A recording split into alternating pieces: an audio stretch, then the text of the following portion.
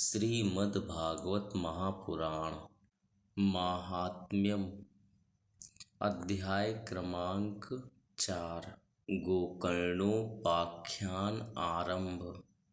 श्लोक क्रमांक 19 के पश्चात। एवं निवसितोः प्रेम्णा दम्पत्योरममाणयोः अर्थाः कामास्तयोरासन् सुखाय ग्रहादिकम्। पश्चाद्धर्माः समारब्धास्ताभ्यां सन्तानहेतवे। गोभूहिरण्यवासांसि दीनेभ्यो यक्षतः सदा। धनार्थं धर्ममार्गेण ताभ्यां नीतं तथापि च। न पुत्रो नापि वा पुत्री ततश्चिन्तातुरो भृशम्। एकदा सद्विजो दुःखाद् गृहं त्यक्त्वा वनं गतः। मध्याह्ने त्रसितो जातस्तडागं समुपेयिवान्। पीत्वा जलं निसृणस्तु प्रजा दुःखेन कर्षितः। मुहूर्तादपि तत्रैव सन्न्यासी कश्चिदागतः। दृष्ट्वा पीतजलं तं तु विप्रो यातस्तदन्तिकं। नत्वा च पादयोस्तस्य निःश्वसन् संस्थितः पुरः। यतिरुवाच कथं रोदिषि विप्र त्वं का ते चिन्ता बलीयसी। वद त्वं सत्वरं मह्यं स्वस्य दुःखस्य कारणम्।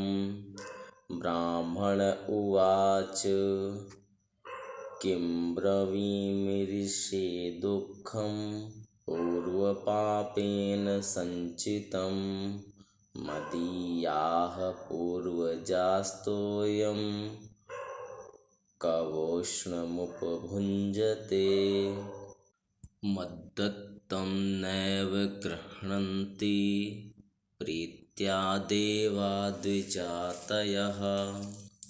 प्रजा दुःखेन शून्योऽहं प्राणांस्त्यक्तुमिहागतः। धिग्जीवितं प्रजाहीनं धिग्गृहं च प्रजां विना।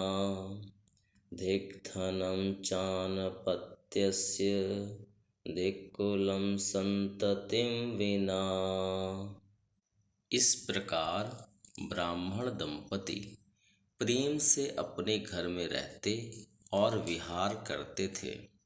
उनके पास अर्थ और भोग विलास की सामग्री बहुत थी।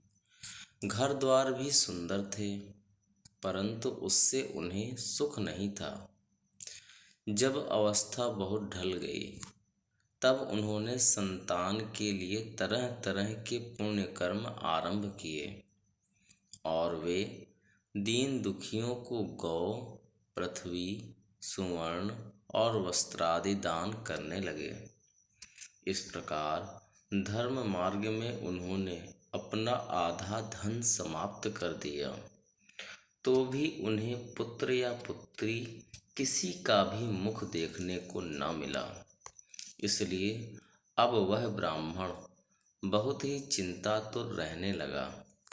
एक दिन वह ब्राह्मण देवता बहुत दुखी होकर घर से निकलकर वन को चल दिया।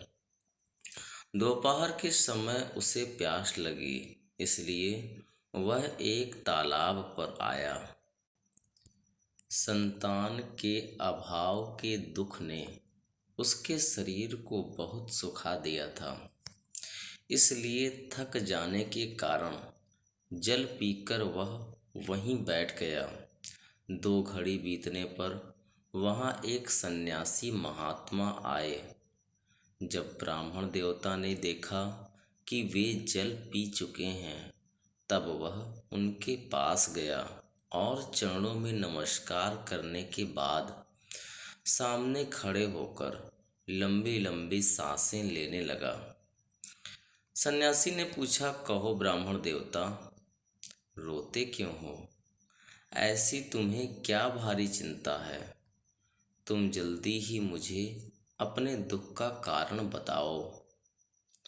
ब्राह्मण ने कहा, महाराज, मैं अपने पूर्व जन्म के पापों से संचित दुख का क्या वर्णन करूं? अब मेरे पितर मेरे द्वारा दी हुई जलांजलि के जल को अपनी चिंता जनित सांस से कुछ गर्म करके पीते हैं। देवता और ब्राह्मण मेरा दिया हुआ प्रसन्न मन से स्वीकार नहीं करते। संतान के लिए मैं इतना दुखी हो गया हूँ कि मुझे सब सूना ही सूना दिखाई देता है। मैं प्राण त्यागने के लिए यहाँ आया हूँ।